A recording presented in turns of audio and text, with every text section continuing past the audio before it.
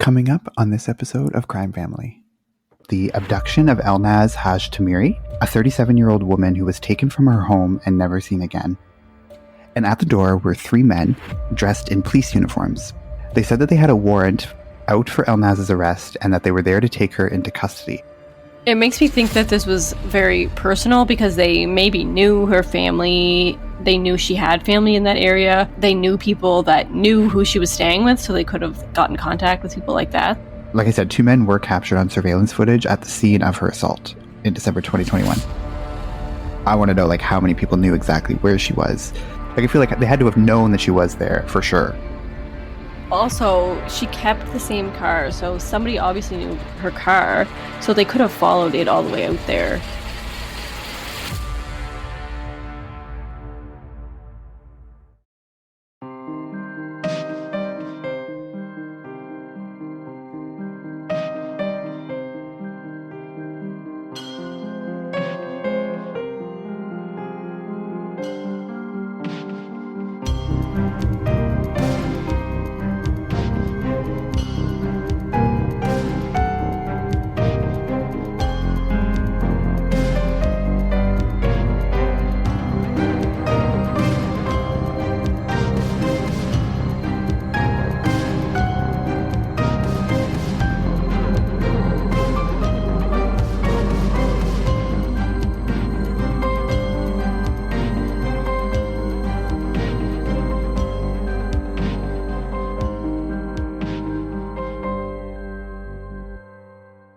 Hi everyone, welcome to another episode of Crime Family. I'm your co-host AJ, and I'm here with my sisters Stephanie and Katie, just like always.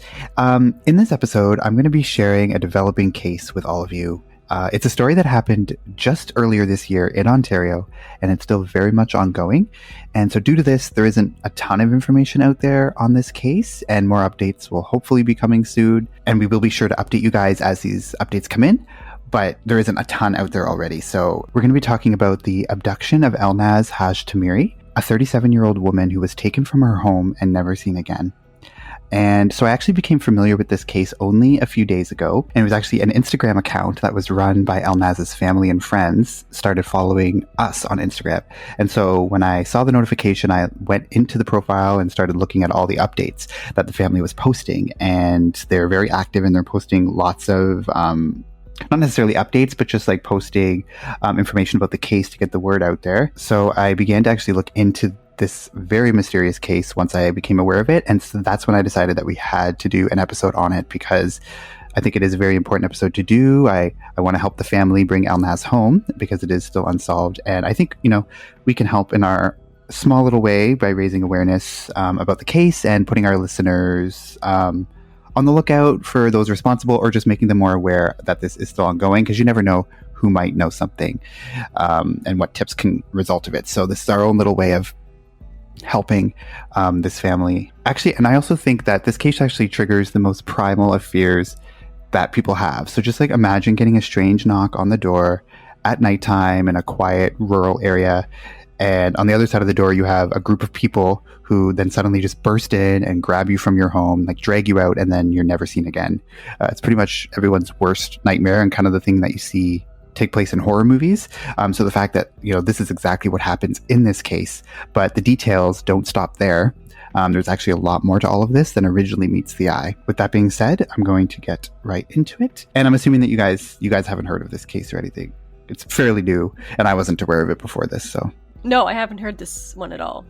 Yeah, same. And me neither. Okay. So Elnaz Hajtamiri, or sometimes her surname is referred to as just Tamiri. She was born and raised in Iran and has only been in Canada since 2018.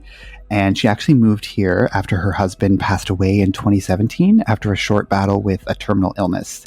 And so Elnaz was an accomplished woman back in Iran. She actually opened up a school in her husband's name back in Iran before moving to Canada.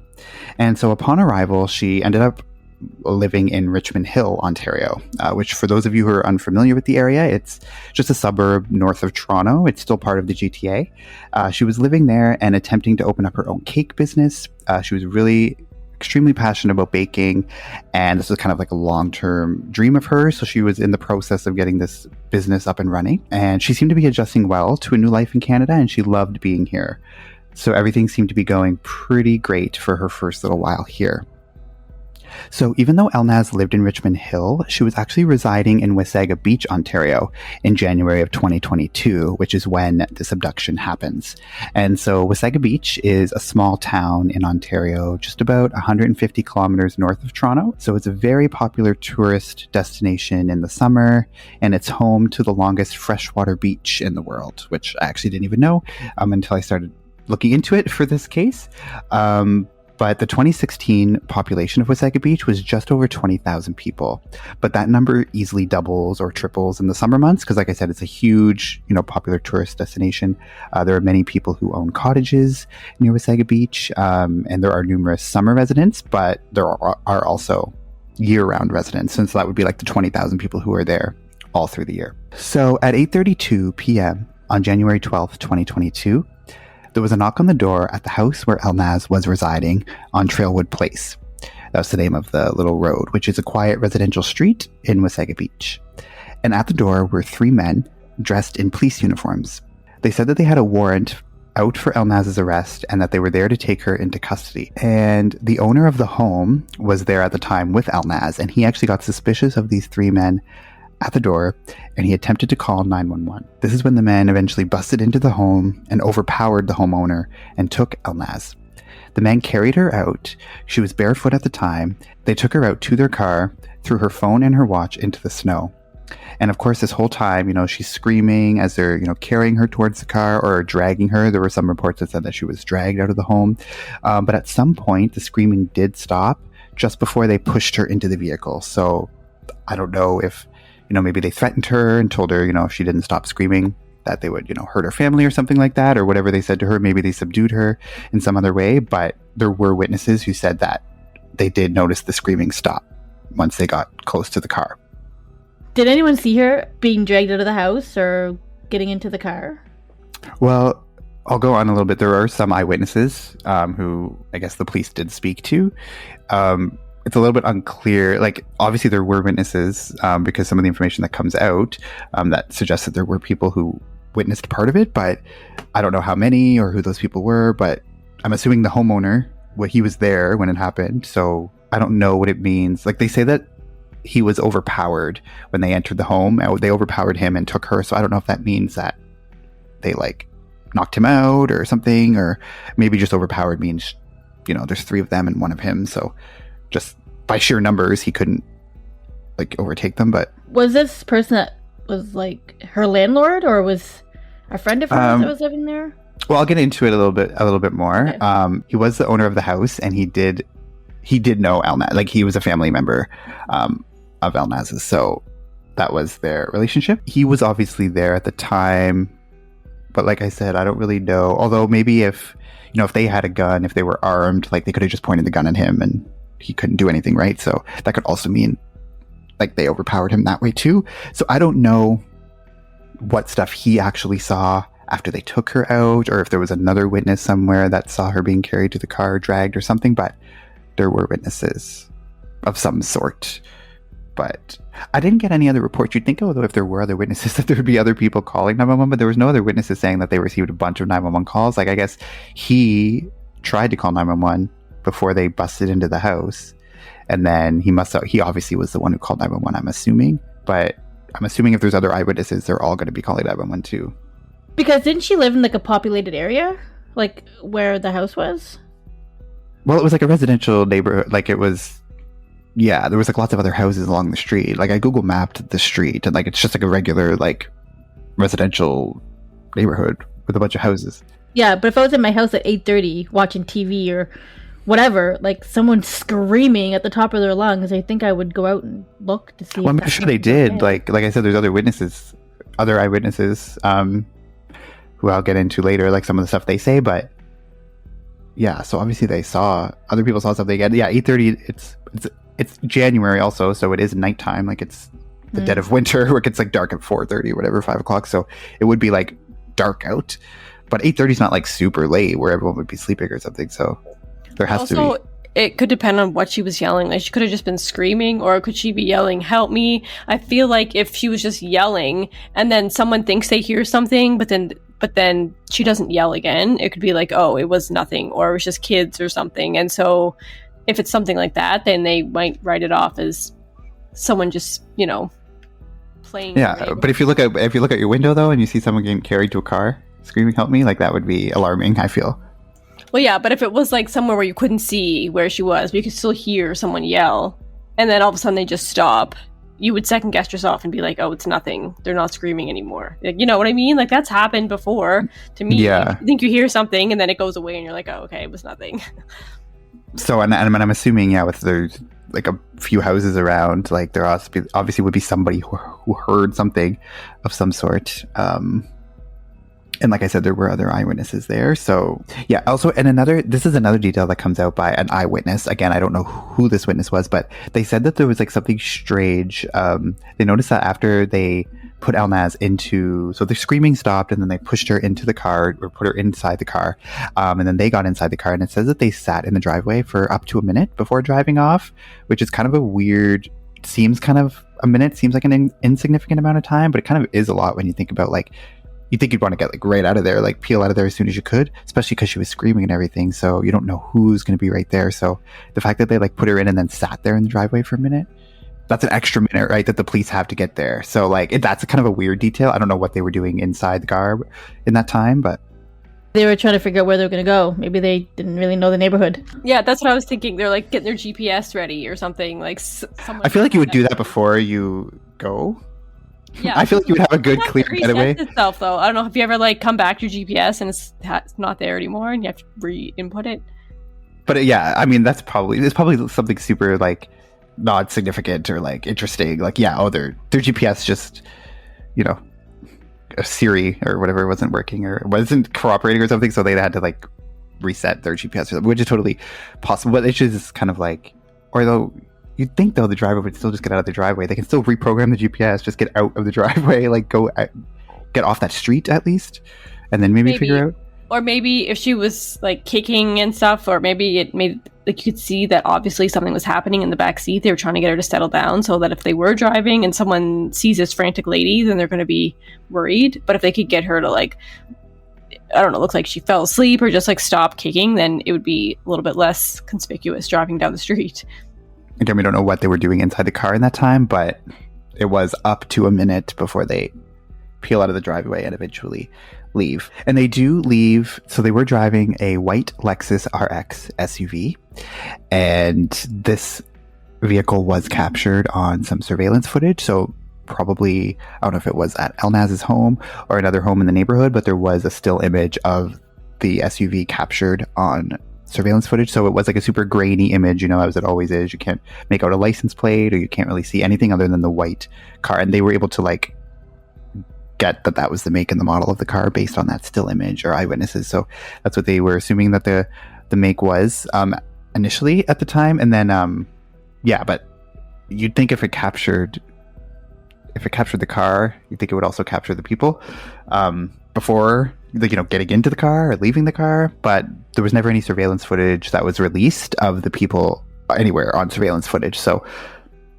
I don't know if it was captured and like the police just haven't released it, but I'm assuming they would release it if they had it, because they would want people to help identify who these people were. So the police were immediately contacted and asked for the public's assistance to check their own home security cameras to see if they picked up anything of interest, or if there might be someone who saw what happened or knew anything about what took place that night. So the police were on the case immediately. I'm just thinking, like, just imagine being in your own home 1 minute and then just being carried out by these three men who are dressed as cops and then thrown into a vehicle in a matter of minutes and then just never being seen again. Like I said at the beginning, I feel like that's what you would see in a horror movie or something, right? And so it's like just so everyone's worst nightmare, I feel.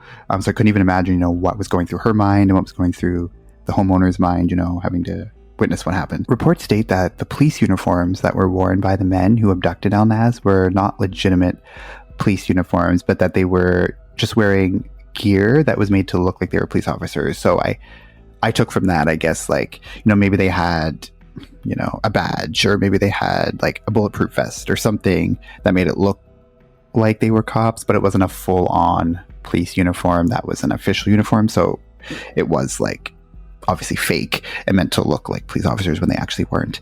So like I said, the surveillance footage does capture these three men fleeing the scene in the white Lexus RX SUV. So it just captures the SUV, but not the actual men. But eyewitnesses say that the three men were described as black, but no other description or identifying information has been released, or at least at that time. So that's the only thing that eyewitnesses were able to provide to the police. And an article from the Toronto Sun. So I know the Toronto Sun isn't like the most reputable news source. A lot of times I feel like they do put a lot of like sensationalized information about cases and stuff like that on their website, but I decided to include this just because I feel like it could be something of important to note. But the report of the Toronto Sun says that a local posted on an online forum that neighbor, so it's kind of like a person posted that someone else went to the police, so it's like third-hand information, so take it with a grain of salt, I guess. But there was a local that posted on an online forum that the neighbors went to the police to say that there was a, quote, very suspicious bearded man watching the house where Elnaz was living leading up to the abduction. His white car with license plates covered made several rounds of Trailwood Place, end quote. This has not been substantiated or confirmed by law enforcement, but I mean, it was a white vehicle as well that this person went and said, and it was a white vehicle involved in the abduction.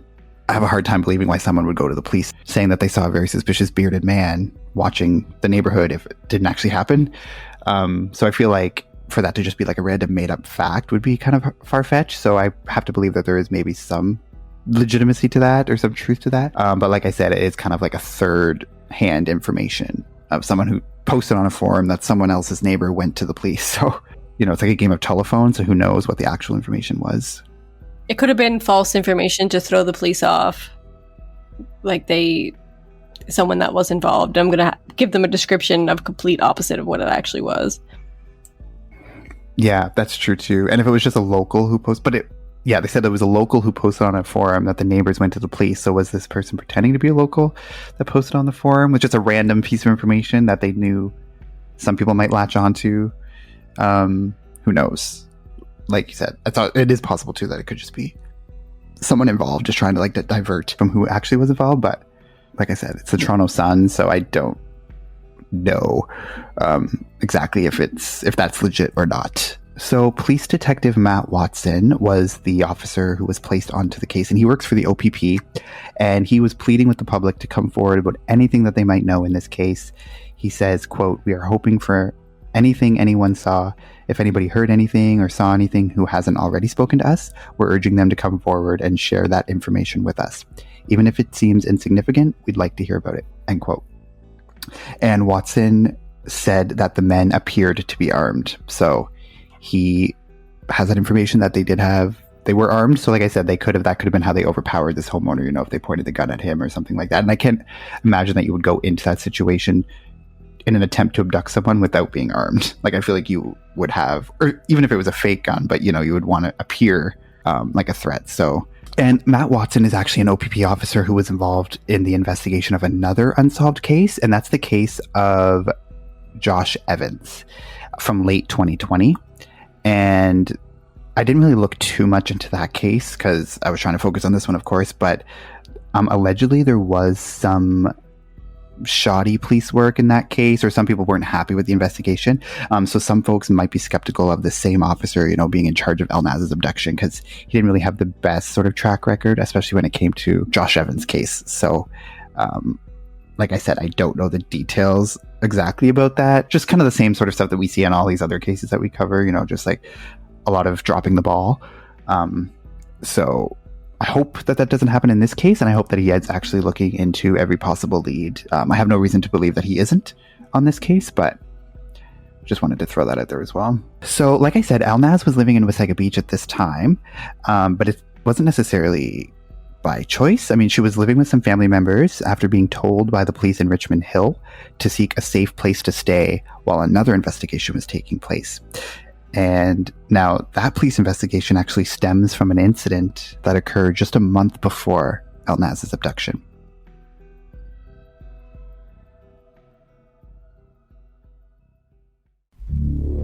Imagine, if you dare. Whoa, hold tight, let's... A podcast so shocking. No, it's not that shocking, it's just... So disturbing. Now you're just being dramatic. That it will chill you to your very core. Have you even heard the show? There's no escaping. I mean, there is. The horrible consequences of... Just press pause, but don't do that. Bright Day.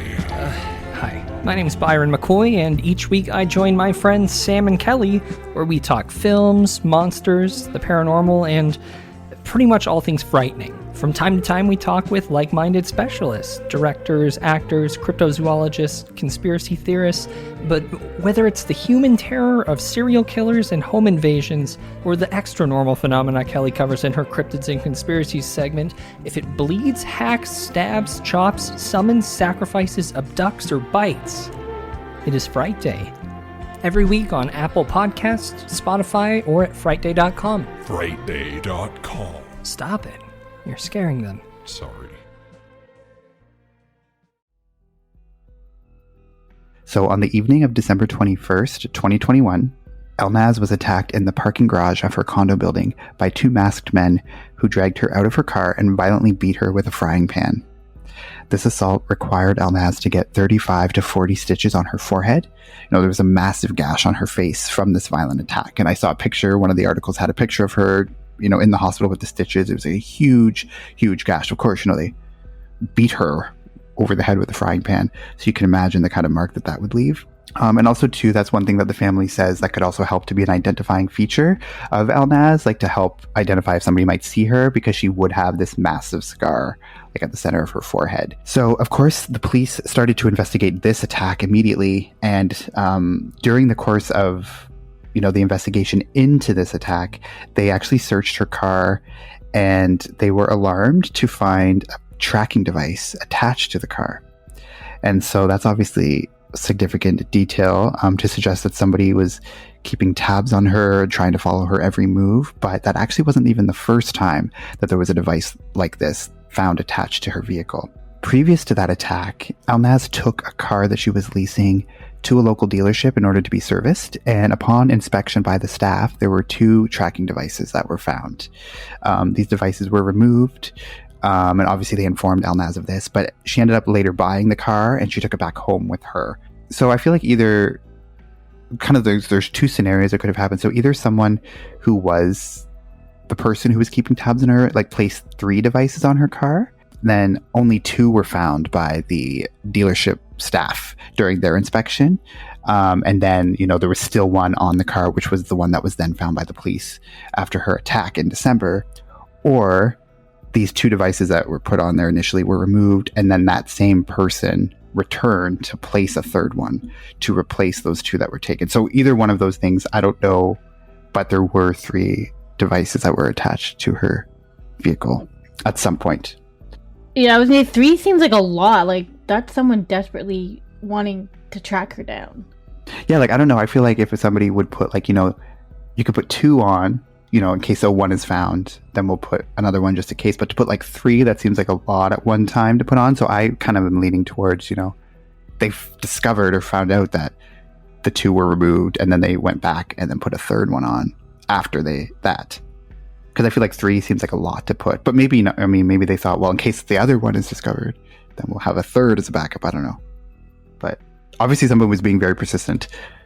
But we don't know it was the same person that put all 3 of them on there, even though it would be kind of a coincidence that there's 2 random people that are trying to stalk her. Yeah, I know that the 2 that the dealership found were on the undercarriage or underside of the car. I don't know where the third one was. It didn't say where the third one was placed. Do we know if they're all the same brand, the same device, or were they different ones? We don't know. Can we go back to the frying pan? Why use that as a weapon? I feel like this is such a randomest thing to use. Yeah, to me, the fact that they use a frying pan doesn't scream organized crime or something. To me, that seems like a very sort of last minute sort of planned thing. I don't know. I feel like if it was a more of an organized thing where they were planning this thing and they were going to attack it, it would be not using a frying pan. I don't know. I feel like you would have some sort of other way. So to me, the fact when I read that it was a frying pan, I was like, well, this maybe maybe not someone who's a professional, like, hit person or something, right? Like, it's just like a random person who has something out against her. Or two. Well, there's two people, but... Yeah, I feel like someone that would be planning that would have an actual weapon that they were going to use, not a random frying pan from their house. And so it does kind of seem like it was like a spur of the moment, just grab something quick. But I don't know. Yeah, like they were just in their house and then they got this idea to do this. And then they were like, well, this is what we have in our house. It's a fry pan, so we're just going to use that. It's not really a weapon of choice, I feel, that you would really see from too many people who are planning this thing out. But I don't know. Crazier things have happened, I guess. I don't know. Yeah, they could have had it in their car already. Like maybe they just bought a new frying pan from the store and it was already in their car. Like that could be, I don't know, that's like far-fetched, but you just never know, right? Yeah, it just seems like a very random weapon to use. And so going back to the tracking devices, so either scenario that happened, like whether the three were all placed on at the same time and were just found at different times, or if it was like they were placed there after each other. Obviously, it's clear that there is somebody out there who is obviously very interested in keeping track of her, keeping up with her every move. According to CBC News, a cousin said, quote, "That is obviously very jarring for her. She was terrified for her life," end quote. So because of the tracking devices that were placed on her car and this violent attack, she was advised to find somewhere safe to stay while the investigation was being done because her life was very clearly at risk. So that's when she went to Wasaga Beach to stay with her family members. She was only there for a few short weeks before that night on January 12th, 2022, which was the night of the abduction. A report by CBC News says that Elnaz returned to the GTA only 2 days before her abduction to collect her car, cell phone, and computer, which were all in police custody.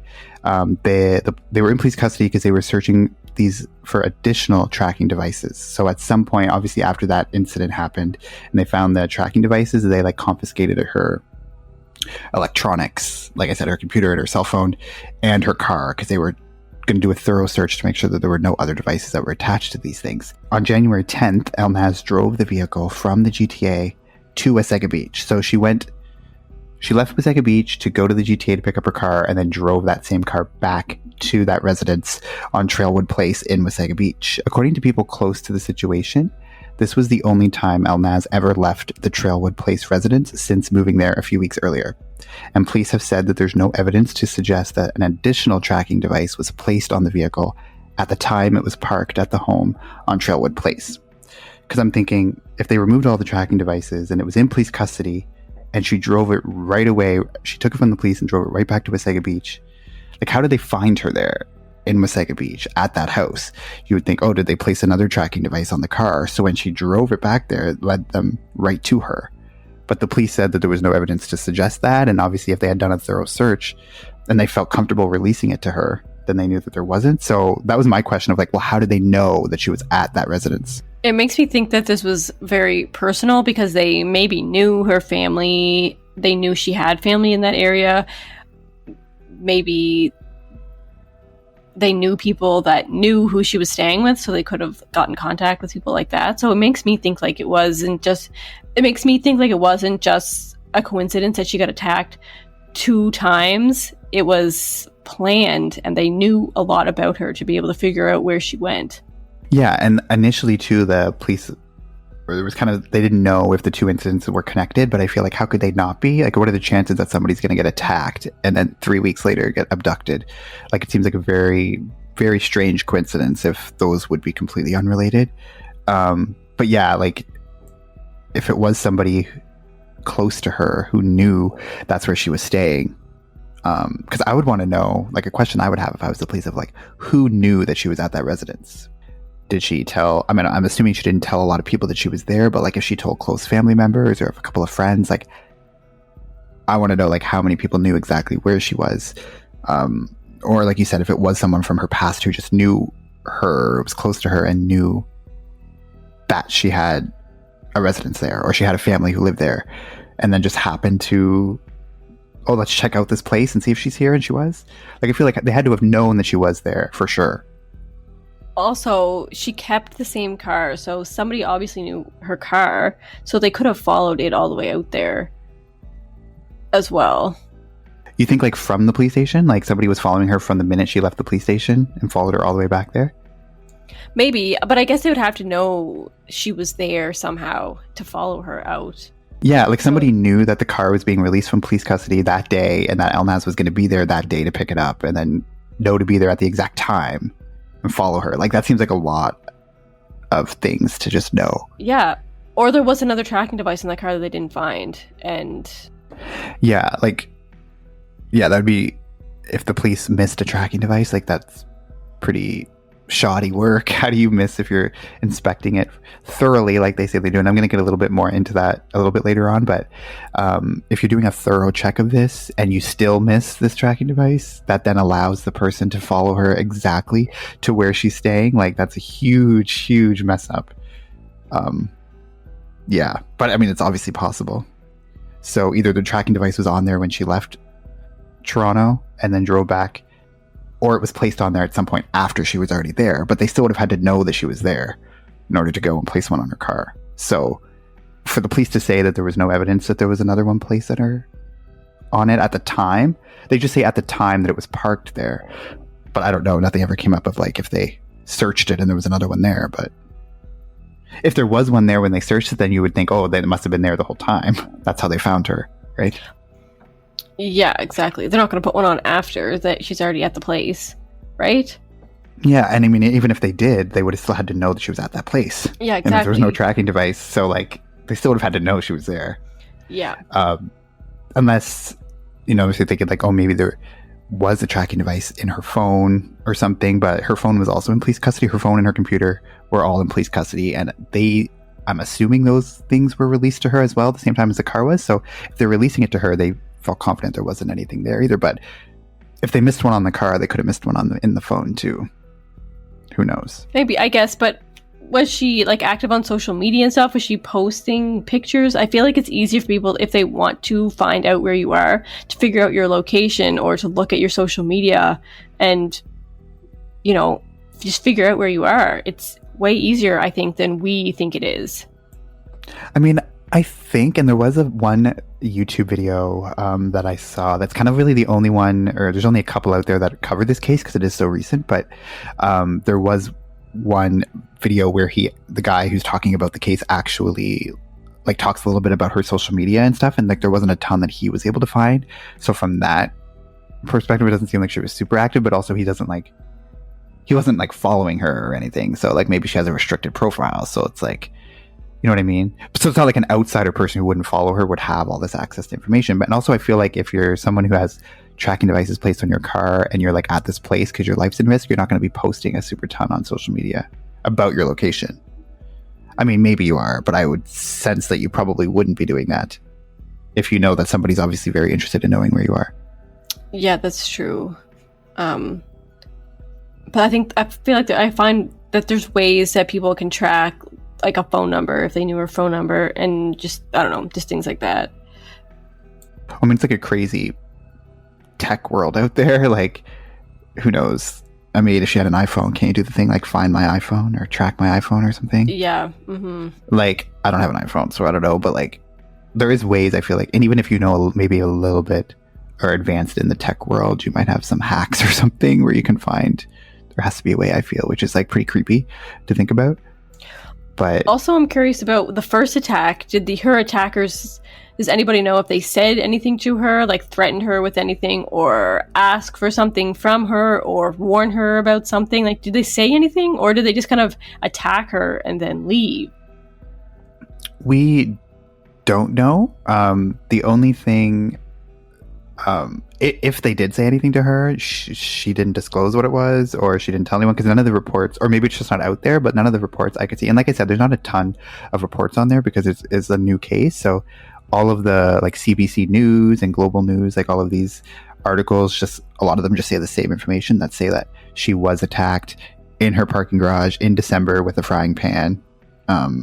She needed 35 to 40 stitches, but it didn't say anything about like if they said anything, or obviously they didn't have any sort of like, I feel like if they said something to her or warned her, that would be like a lead as to like what it was about, but none of that stuff ever came out. So I guess I don't think that they did. Or it's probably because it's still ongoing. The police aren't going to release any of that information, probably because they're probably, if they know something, they're probably holding it so that they can investigate anyway, so they wouldn't put it out there, I guess. And I mean, they don't know who these two men are. I'll get a little bit more into a little bit of that later, but if they're that, you know, they're really desperate to like find out leads of who these people are. I feel like if they knew anything, but like, again, you can't really release it. Just because you know the information doesn't mean everything has to be out there. They're going to kind of just tell you the bare minimum, but I don't know. I feel like if you're desperate to figure out who these people are, it's like you would want the public to know everything that you had. I don't know, but I could be, but we see all the time where like the police keep things close to the vest until they have it for sure. Yeah, you don't want to like compromise the investigation by giving everything up. So it's totally understandable that there's a lot we don't know that the police might know. Yeah, that's true. And like I said, we don't know if Elnaz knew the men in either of her attacks. A spokesperson for the family has said that they do not know if the two attacks are connected, or that's what they said at that time, but that they do know from the little information they have that the men who abducted her were not the same people who attacked her in the parking garage weeks earlier. And the way they knew, because they said that the 3 men who abducted her were 3 black men, and the 2 men that attacked her were not black men. So Toronto lawyer Devin Baines, who was hired by Elnaz's family, he is skeptical of the police work so far in the investigation. The police only had Elnaz's electronic devices for roughly 3 weeks, which he says is, quote, shockingly short, end quote, if the work was done correctly. So, yeah, because the attacks only happened like 3 weeks apart. So obviously they confiscated those things and then gave it back to her 2 days before her abduction. So they really did only have them for those short amount of time. And he says that if it was like a thorough search, that it would have been in their custody for a lot longer. So, I mean, if that's true, then I guess it is possible to think that they missed a tracking device. But that's what he's saying. Yeah, but we don't know. Well, and it seems like such a coincidence that she's attacked, and then as soon as she gets her stuff back, she's attacked again. Like, that timeline is just super. It seems like it fits perfectly with what we're thinking, that maybe there was a tracking device that wasn't found, because it's almost a coincidence, too much of a coincidence if they're not related. Yeah, like it only happened 2 days after she picked up all of those stuff and brought them back to that place. Then 2 days later, she's abducted. You know what I mean? Like, it didn't happen like, you know, a month later, or it didn't happen like before she had all of that stuff. So it's like, it seems kind of weird that like 2 days after she gets all these items back, then these men come to her door. So I guess it is possible that they did miss a tracking device, which, like I said before, if that is the case, that's really a really horrible mistake that can't really be forgiven. Like I said, obviously it's allegedly, I don't know, obviously it's just speculation, but it's like, you might go into this, but I'm curious now to know if they have any like theories about why she would be targeted. Like, is she wealthy? Was she going to be coming into money? Did she maybe witness something that she shouldn't have while living in Iran and people were coming after her? Like, do we know any kind of theories that are out there about why she would have been targeted? Do we know, like, her late husband's background? Like, was he involved in anything or anything like that? yeah, so there is kind of a couple of theories swirling out there. I mean, if you check the Reddit forums and stuff for this case, or you go online and search this case up, I'm sure you can find a couple of them. I didn't really want to go into those because they aren't conclusive. There's nothing to confirm them. It's a lot of speculation, and I felt like putting it in would just kind of, you know, you can't, you know, I didn't want to put it in there because it would confuse or like potentially put like false information out there that isn't at all connected to what actually happened. So if you are interested to hear about some of the theories that are out there, you can go and search it on your own, but I didn't really want to go into that. So to answer your question, I feel like there could be something from her past or her life in Iran, or something that she knew or witnessed or something, or maybe even something that she didn't even know. Like, you know what I mean? Like something she wasn't even aware that she knew or was a secret, or just something that somebody didn't want her to say. You know what I mean? So I don't know. None of the legitimate reports that I saw ever said anything about a possible motive. That's all I'll say on that for now. So right after the attack, or shortly after the attack on December 21st, the police did come forward and say that the vehicle that was driven by the two perpetrators was stolen from an area of Finch Avenue East and Don Mills Road in Toronto, and it was later recovered. And then the white Lexus that the perpetrators were driving was also reported stolen and then later recovered as well. So in both instances, it was a stolen vehicle that was used, and then it was later, discarded. And however, nothing has ever been released about the contents of the vehicle or what was found inside. Obviously, they didn't find her or anything, but there was nothing ever came out that said if they found any fingerprints or any evidence about anything inside the car. So that's never been put out there. But they did find the car that the three men drove off. Or at both times, in both incidents, they found the car that was driven by the perpetrators. So again, there's like another connection, very similar, stealing a car, attacking her, and then ditching the car. So it seems more and more like these are related. Yeah, and I was just going to say that before you said. I was going to be like, that is a possible connection, but I mean, people steal cars all the time, so that doesn't necessarily mean that it's connected just because it's a stolen car, but it is kind of like just another thing. And it's like a similar, not motive, but similar, what's the word, like similar MO, I guess, is the way, like, it's a stolen vehicle, and like obviously if the person didn't want their own car to be traced back to them or something, so they're going to use a stolen car. Like, I feel like that is probably what's happening here in both cases. But yeah, and I feel like they would have dusted for fingerprints, so they could probably compare them from both those stolen cars to see if they match. I feel like that's obvious, like police 101, and they probably know the answers to that question, but they just haven't released anything about it yet. Yeah, because I want to know like what they found in the car. Maybe they found nothing and that's why there is nothing, but maybe people leave stuff behind all the time. You don't even realize you are, like, not even fingerprints, but like just like trash or something that they think of or something, right, in a car. So I mean, obviously you'd think that these people would be smart enough to not leave anything behind, but I'd be just curious to see, like, there has to be something in that car. Yeah, and I guess you said they weren't the same perpetrators, because we know that because of how they looked, but there could have been like a driver that was the same or something. Like, there could have been the same person that was in both cars, even if the same people didn't attack her. You know what I mean? Like, 2 people attacked her the first time, but there could have been 3 people in the car. That kind of thing. Yeah, but they said that the 3 people were not the same people who attacked her. Okay. So it's 5 people, different people. But it could also be the same group of people, though. Like, if it's a big group of people, it could just be like all 5 people could have been in those 2 cars at different times, but just 2 sets of people attacked her. But it could have been the same people. But also, if it's something organized like that, like if you have a big group of people who are, it's like 2 are going to attack her here, why didn't they just abduct her on the 21st? Like, if they wanted to abduct her, why wouldn't they have just done it then? You know what I mean? Like, it seems weird that they would attack her and then come back and abduct her later.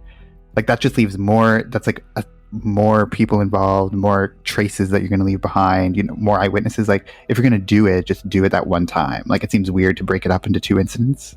Yeah, that's true. That is weird. That's why it kind of makes me think like they said something to her, or were like, we want money from you, and if you don't give us what we want, then next time it's going to be worse or something. Because yeah, if that was their whole goal this whole time, why not take her the first time?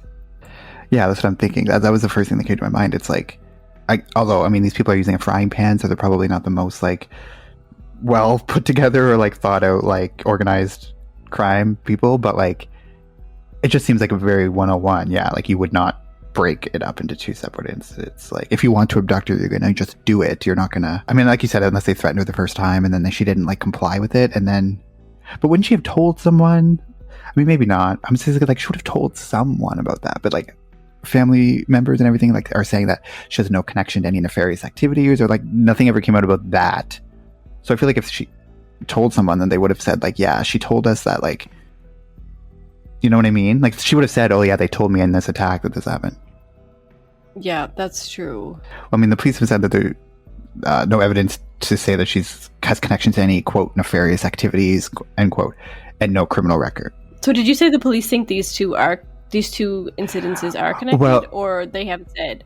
Well, I think, like, one of the articles I saw that was by CCTV News, it came out like the day after the abduction, and it or like a couple days after the abduction, and it mentions the fact that she was attacked in December. And they interview a family member, and the family member saying that we don't know if they're connected at that time. But that was a couple days after. But I'm going to get into a little bit later on. The family is circulating. There's surveillance footage out there of these 2 men that attacked her in the parking garage. So we do have, like, images of these 2 men, and they say in those postings and the poster that it's believed to be connected to the abduction. So now they think that it's connected. So I don't know like what information they got in that time period that changed that. So one actual major development or something that's potentially related is only 9 days after Elnaz's abduction. A man named Mohammed Lilo was taken into custody and charged with criminal harassment. And it was not revealed who the victim of this harassment was, but it is suspected since then to be Elnaz. So he's reportedly an ex-boyfriend of Elnaz's, and the couple broke up in October 2021. The charges in question were said to occur, quote, in the weeks leading up to Elnaz's abduction, end quote, which would line up with that timeline. Like the attack was only 3 weeks before the abduction, so the events of the criminal harassment that he was charged with took place in those few weeks leading up to her abduction.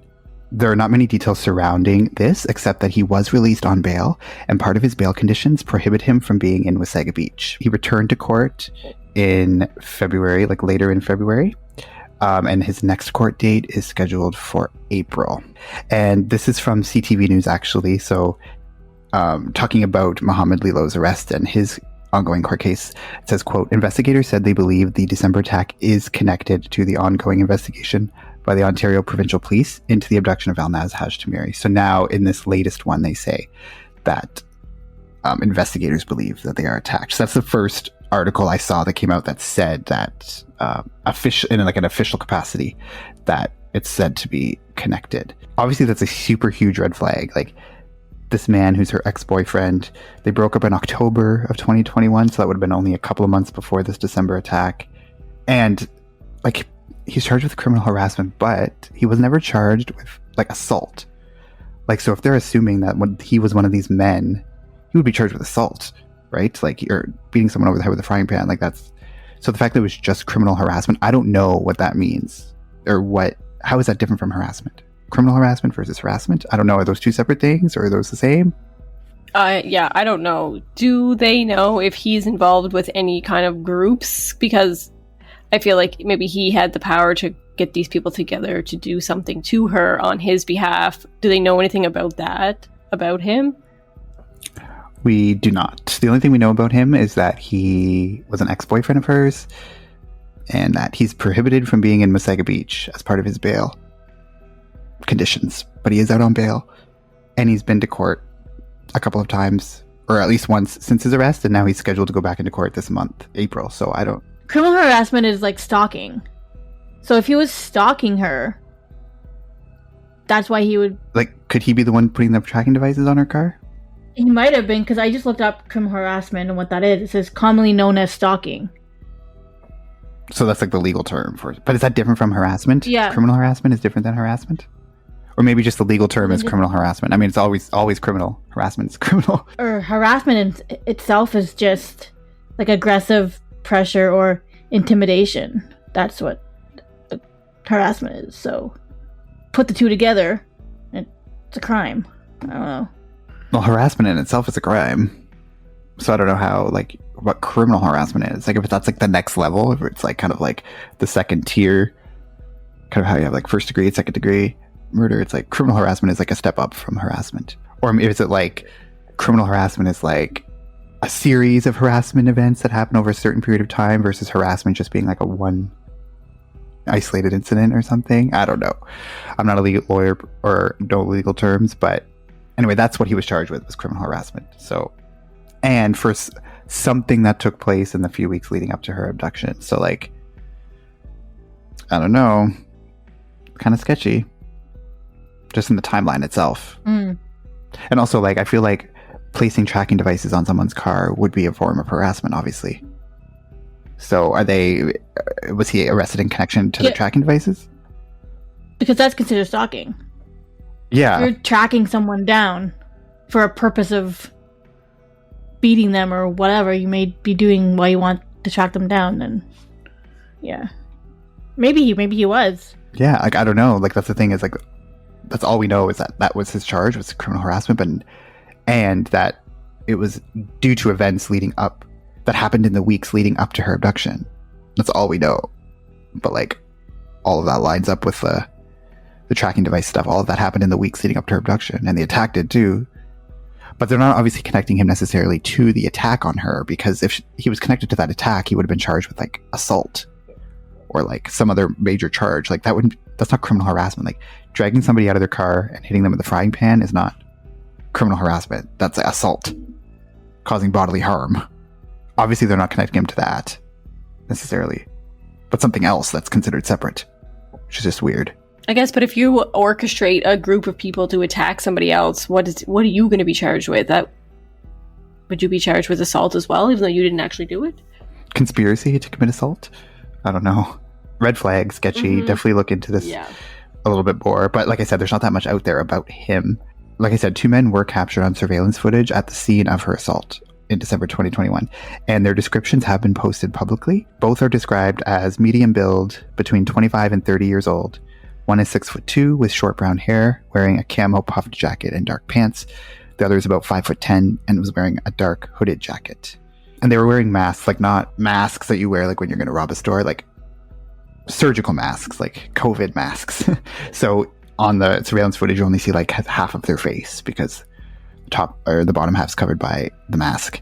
And in the video or in the surveillance picture that they released, like it is clear, or it's believed that they were wearing gloves, which means that, little fingerprints would have been recovered from that stolen vehicle at all. So, I mean, there's also December. So like, I don't think, they weren't necessarily wearing gloves to cover up their fingerprints, but more so just because it's cold. Like it was just December in Toronto, so it's cold, but they were wearing gloves. So like they probably would explain if there was no fingerprint evidence or anything found in that car. Elnaz herself is described as 5'3" with a slim build and shoulder length black hair. Police, family, and friends are encouraging anybody with information about this case to call the tip line at 1-833-728-3415. Or if you want to remain anonymous, you can call Crime Stoppers at 1-800-222-8477. And just in some quotes that have come from Elnaz's family, her mother says, quote, "Elnaz is a very kind-hearted woman, always extending a helping hand to the needy and being an honest and loyal friend. We beg whomever has taken her to be merciful to Elnaz. Please do not harm her and give her back to us. We are all in so much pain and agony even thinking where she could be right now. She cannot handle the cold, so please give her blankets and keep her safe." End quote. And then one of her cousins says, quote, "Just please let her go. If you spent enough time with her, you would understand this is a wonderful, kind, warm, educated, charitable woman. Just please drop her off, no questions asked. We just want to see her come back alive. She doesn't deserve this, neither does her family." End quote. So we're going to post a picture of Elnaz, of course, and then also a picture of the surveillance footage of those 2 men. So if anyone knows anything, call those numbers that we gave you to provide your tip, either anonymously, or you can call the other one if you don't want to remain anonymous. So we can definitely do our part to help bring Elnaz home. And we'll definitely update you as more updates come, because I'm sure we'll be getting more things that come out as things are revealed, or hopefully, they find her or they find the people responsible for taking her. So yeah, I really hope there's like a quick resolution to this case. And you can follow the Instagram account that's run by her family and friends. And the Instagram is Bring Elnaz Home. And if you use the hashtag Bring Elnaz Home, you can get involved in the conversation and help to bring her home. So we'll put a link to that Instagram account in the show notes as well. That's it for this week's episode, guys. So as always, you can follow us on all the social medias at Crime Family Podcast on Instagram, Crime Family Pod 1 on Twitter, and Crime Family Podcast on Facebook. We also have an email, so you can send us your case suggestions, your feedback, your tips, anything like that to crimefamilypodcast@gmail.com, or you can go to our new website. It's crimefamilypodcast.ca, and there you can leave us a voicemail. So if you want to leave us some case suggestions or your thoughts on the podcast, you might hear your voice on the show in the near future if you would like. You can also check out episode descriptions, transcripts, all that kind of stuff. And so we're excited about the website, so definitely visit that and check it out. Thank you guys for tuning in, and let's try. Like I said, we'll share Elnaz's picture on all of our social medias and everything, and we'll try to help this family out and to bring her home. So thanks, guys, and we'll see you next week.